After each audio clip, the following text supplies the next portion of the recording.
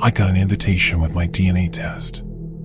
For my 31st birthday, my friends got me a heritage DNA test. One of those where you send a sample and get an approximate percentage of what makes up your background. I don't think there was anything in particular that made them gift it to me though. I think they ordered one for themselves and got a 2-for-1 kind of deal. Still, I figured it'd be fun to check out. My biological grandpa died when my dad was very young, and my grandmother remarried long before I was born, so I was never told a lot about that side of the family.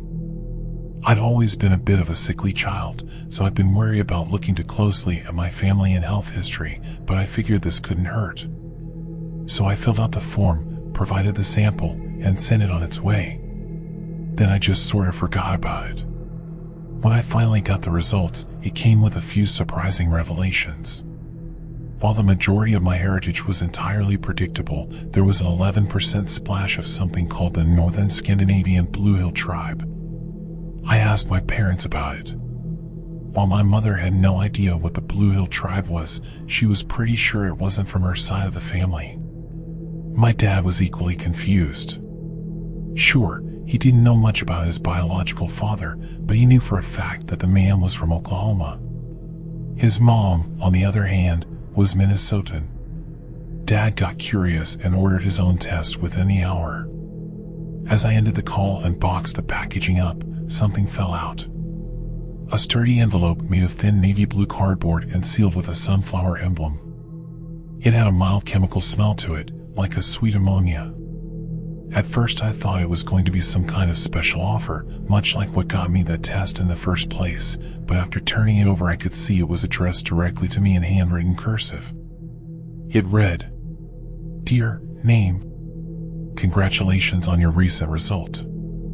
As part of our further effort to explore the diverse world of unified heritage and in cooperation with our various multinational partners, we would like to extend an invite to descendants of the Northern Scandinavian Blue Hill tribe for an eventful day of education, connectivity, and celebration. Please consider this invitation and review the enclosed details at personal link using your login credentials. We hope to see you there." I didn't know exactly what to make of it, but I decided to check it out. And holy hell, it reeked of scam. Here's what it offered. A fully paid 3-day stay at a hotel in Manchester, New Hampshire. Free entry to the company-sponsored Heritage Celebration event alongside other members of both the Blue Hill tribe, but also other unique and diverse backgrounds. There were several groups listed, mostly hailing from the Scans, the Carpathians, and the Ural Mountains. I would have to pay for the trip to get there though, and they were clear about food, drink, and room service not being included, but all in all, it sounded too good to be true.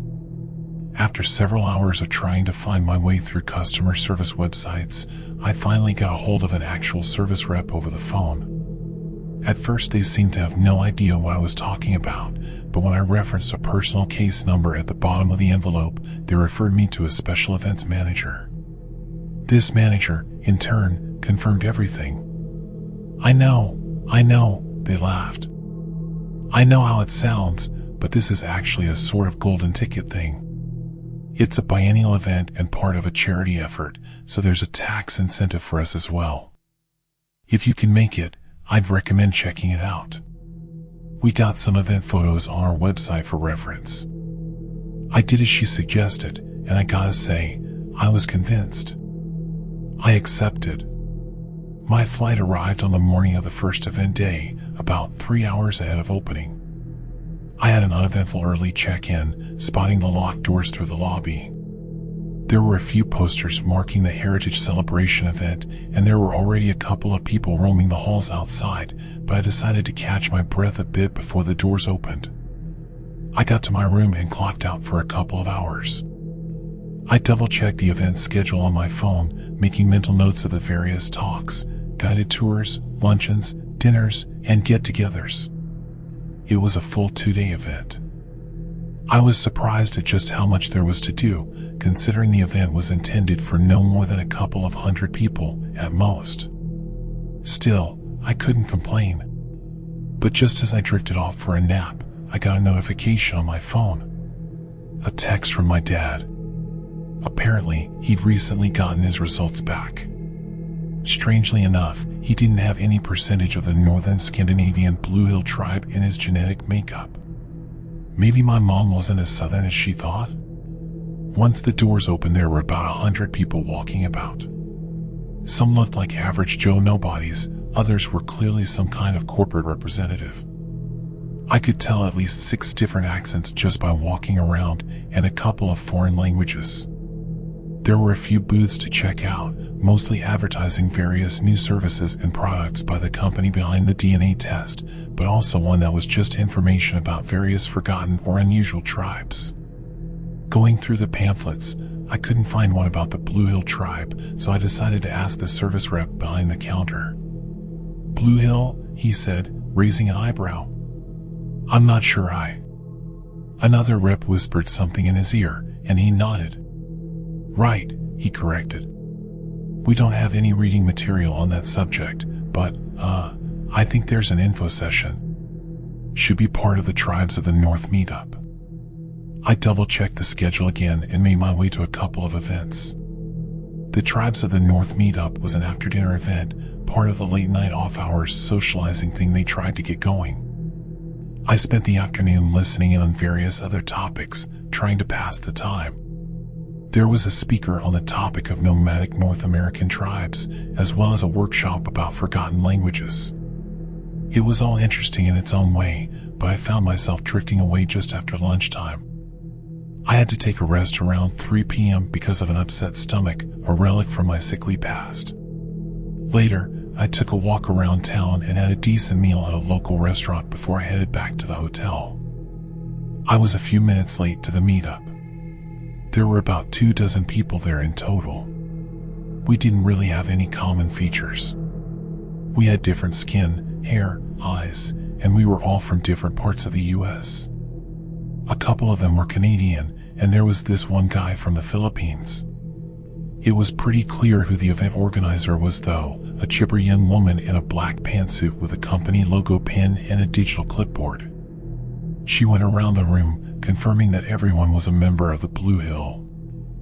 I overheard an older woman mentioning she was categorized as over 30%, while a young man mentioned he only had 5%. The young woman cleared her throat and excused herself, calmly demanding the attention of the room. "Thank you all so much for coming," she smiled. "I'm sure you have 100 questions, and we thought this might be a good time to get to know one another a little better. Please follow me." We were led through a corridor to a smaller open room, a sort of meeting space in the back. They turned down the lights a bit and set out a couple of platters of cheeses, crackers, and some alcohol-free sparkling wine. There were a couple of people there already. I was about to spark up a conversation with a 50-year-old man who looked as confused as me when the chipper young woman took hold of the room again. She directed our attention to a man that I can't for the life of me remember the name of. Weston or Wesley, I think. He, in turn, welcomed us and encouraged us to indulge in the various snacks scattered throughout the room. Then, he introduced us to the topic of the evening, the Blue Hill tribe. "If there is one thing I'm certain of," he started, "it is that every single person in this room has had a serious medical condition at some point in their life. Something unusual. Does anyone mind sharing an example?" I didn't speak up about the severe ulcers I had as a kid and the partial transplant I had to get, but there were others who openly shared various issues. Heart valve issues, cornea transplants, nerve damage, everyone seemed to have something. The man just nodded, as if expecting this. This is, sadly, a common attribute of people with lineage dating back to the Blue Hill tribes. So let's take a closer look at the history and customs of these unique people. And while we do, please feel free to mark yourself in the attendance sheet. He continued to speak of a group of people native to the northern Scandinavian mountain ranges. There were dates, locations, an approximate number of tribal members, and a few other sparse details. I marked the form while I waited, realizing pretty early on that what he was saying was suspiciously generic. He spoke of leather and bone craftsmanship and a belief in mountain spirits, but there were no details. No references. No pictures, drawings, or artifacts. I noticed a lot of people around the room paying close attention and not really thinking too much about what they were filling out on the attendance sheet, but I took a closer look. Our names were already on the sheet, so we were only supposed to make a check mark. However, there were also percentages printed on the side, corresponding to the percentage of heritage we had in common with this tribe. I recognized my 11% and the 30% of the old woman. There was also a series of other numbers that I didn't immediately recognize. When I thought no one was looking, I snapped a picture of it, just in case. After a 15-minute lecture on the history of the Blue Hill tribe, I came to the realization that I hadn't actually learned anything. The locations and dates were so generic that there was no way to fact-check it, and there were no details as to their various customs and crafts. Looking around the room, I noticed the chipper young woman was off in the corner, whispering to someone on her Bluetooth earpiece, her eyes scanning the crowd with a serious demeanor. There was a man in a suit by the doorway taking pictures with his phone, and a hotel functionary offering refreshments being turned away.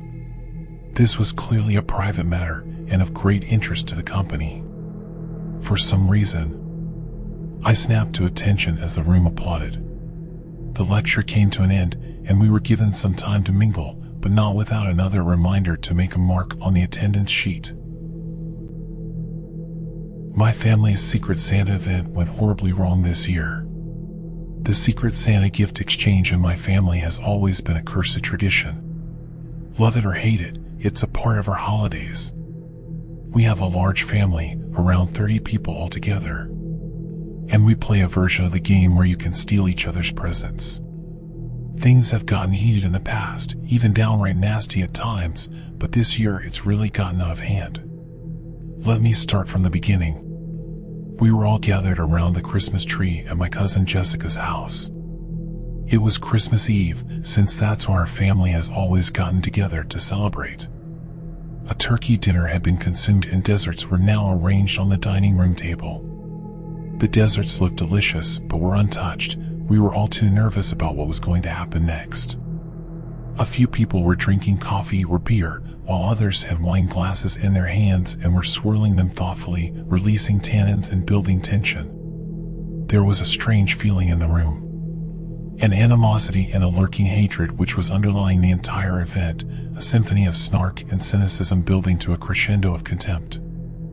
I wasn't sure what was about to happen, but it seemed like it was going to be bad. It felt like a fuse was burning, a sizzling wick inching closer and closer to a stick of dynamite that was ready to blow.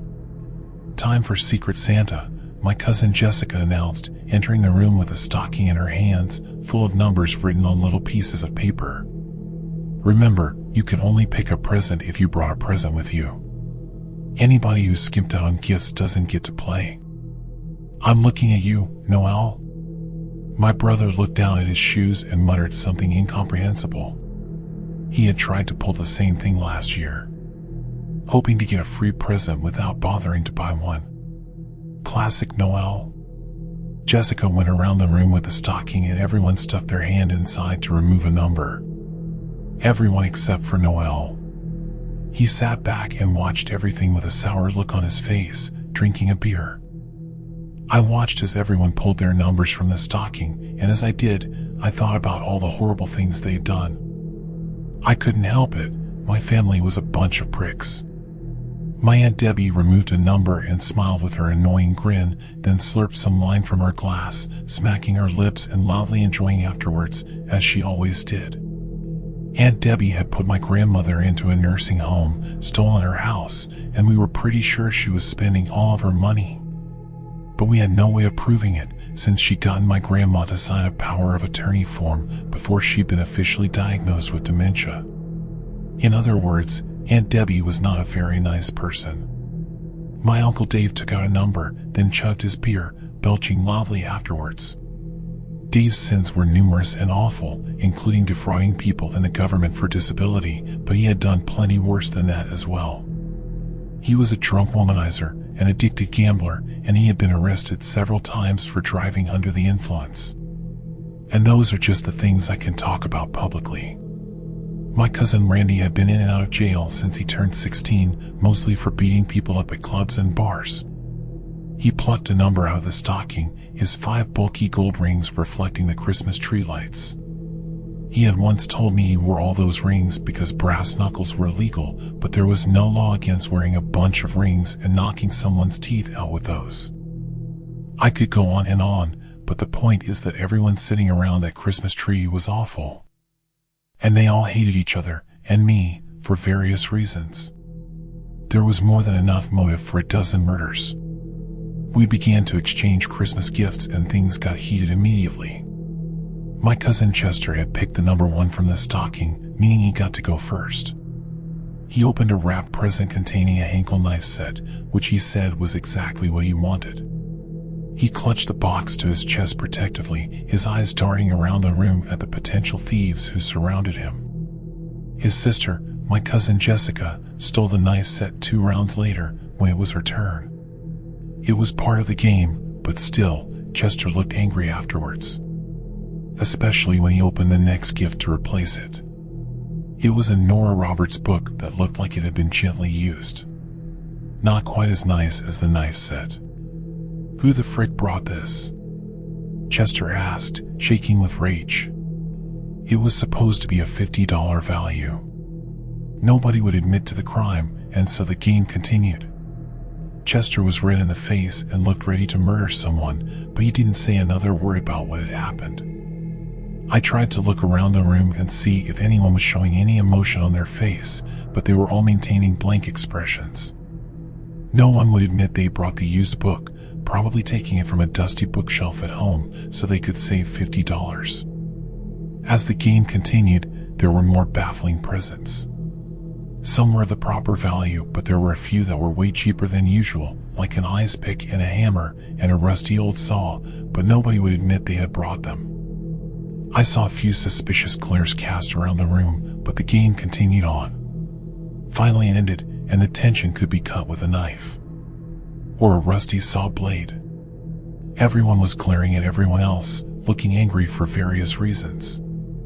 Some were so enraged they were shaking, others with their faces turning red, their hands gripped around beer bottles and clutching wine stems so tightly they looked ready to shatter. Chester rose to his feet and dropped the Nora Roberts book to the floor, raising his hand to point at Jessica. He was still trembling with rage, his face red from too much anger and alcohol. He opened his mouth to say something, like maybe, "Give me back my knife set, you bitch." But then the lights went out, and all hell broke loose. I heard a glass shatter, a woman screamed, light bulbs broke, tree ornaments were crushed underfoot, and there was a loud noise like scuffling and fighting all around me. Several more people were screaming, telling their attackers to stop, but they didn't relent. One person managed to turn on their cell phone's flashlight function, only to have the device slapped out of their hand a second later, casting the room in darkness again. In that brief flash of light, I saw so much blood.